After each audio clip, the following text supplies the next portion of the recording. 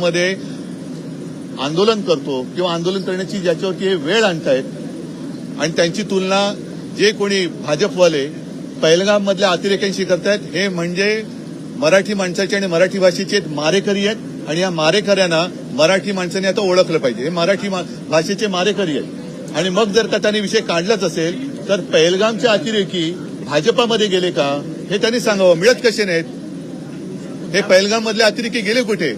ज्याने आमच्यावरती आरोप केला त्यांच्या घरामध्ये राहतात का? गेले कुठे? लाज वाटली पाहिजे की एक तर तुम्ही हिंदूंनाही वाचवू शकत नाही आणि मराठी माणसांवरती अन्याय करणाऱ्यांची तुम्ही बाजू घेता. हे असे कर्मदरिद्री लोक आपल्या महाराष्ट्रामध्ये दुर्दैवाने राज्यकर्ते आहेत, याची लाज वाटते. मराठी विजयोत्सवात जी भाषणं झाली त्याला रडगाणं असं म्हटलं. नाही, मी त्यांची मानसिकता समजू शकतो, कारण मूळ भाजप हा मेलेला आहे. त्याचाच खून या लोकांनी केलाय. आणि त्यांचं जे काय रुदाली चालू आहे, रुदाली हा सुद्धा हिंदी शब्द आहे, त्याच्यामुळे ते जे काय ऊर बडवायला त्यांनी बाहेरच्या पक्षातले, अगदी आमच्या पक्षातले सुद्धा ऊर बडवे घेतलेत, काँग्रेसचे ऊर बडवे घेतलेत, राष्ट्रवादीतले सगळे देशभर इतर पक्षातले ऊर बडवे घेतलेत. कारण भाजपा मेलाय. मूळ जो भाजपा होता, ज्याची शिवसेनेबरोबर युती होती, तो भाजपा या लोकांनी मारून टाकला.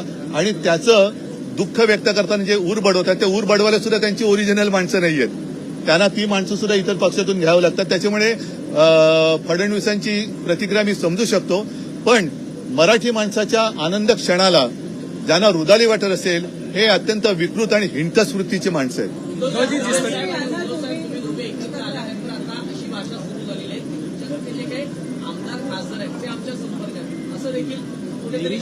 बघा, आम्ही एकत्र आल्यामुळे मी पहिलंच म्हटलं की यांच्या बुडाला आग लागलेली आहे.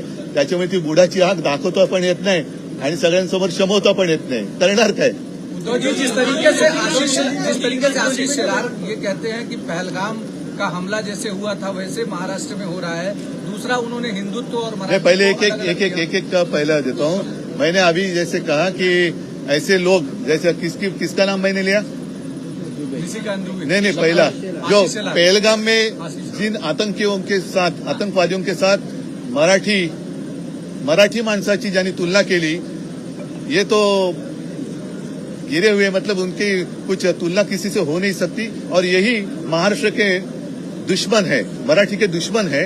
और फिर मेरा सवाल यही है कि ठीक है, हम हमारा जो कुछ है देख लेंगे, लेकिन पहलगाम के आतंकवादी भाजपा में गए क्या? कहाँ गए? वो मिल कैसे नहीं रहे?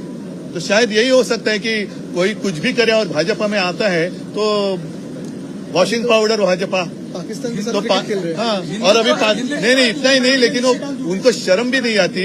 पाकिस्तान के खिलाफ पूरे दुनिया में आवाज उठाया. हमारे भी लोग एमपी उन्होंने वो लेके गए थे, अच्छी बात है, हमने तो समर्थन दिया था. लेकिन उसी पाकिस्तान के साथ अब खेल खेलते हुए इन लोगों को शर्म नहीं आती? हिंदुत्व और मराठी जिस तरीके से हिंदुत्व और मराठी को एक कर रहे हैं और उनका कई नेताओं ने सुनो, पहली बात ऐसी है कि हम किसी भाषा का विरोध नहीं कर रहे हैं. हम तो जबरन या सख्ती से हमारे ऊपर कुछ लादने की कोशिश कर रहे हैं, उसका हम विरोध कर रहे हैं. अब मैं कौन सी भाषा में आपके साथ बात कर रहा हूँ? हिंदी में तो कर रहा हूँ.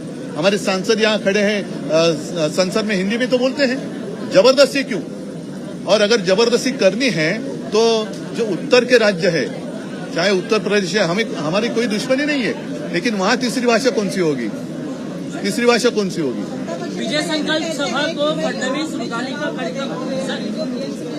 फिर उन्होंने जो जमावड़ा किया है वो नहीं, उन्होंने वो छोड़ दो. उन्होंने जो जमावड़ा किया है, सब गुनेगार और जो भ्रष्ट लोगों को इकट्ठा किया है, साथ लिया है, वो किसको देखकर किया है?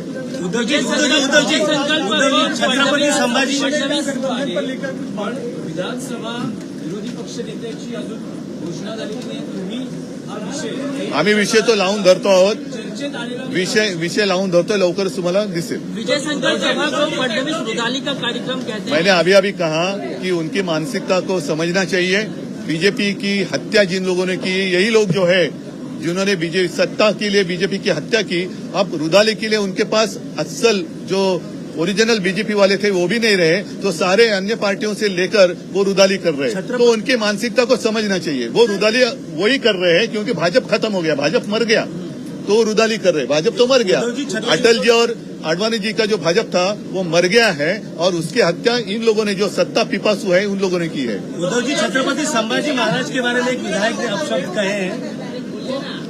बघा, या गोष्टी जिथल्या तिथे यांना ठोकलं पाहिजे. जर छत्रपती संभाजी महाराजांबद्दल, शिवाजी महाराजांबद्दल कोण बोलत असेल तर तो कोण असेल तो असेल त्याला ठोकलं पाहिजे. ठीक आहे, ठीक आहे, चल, जय महाराज.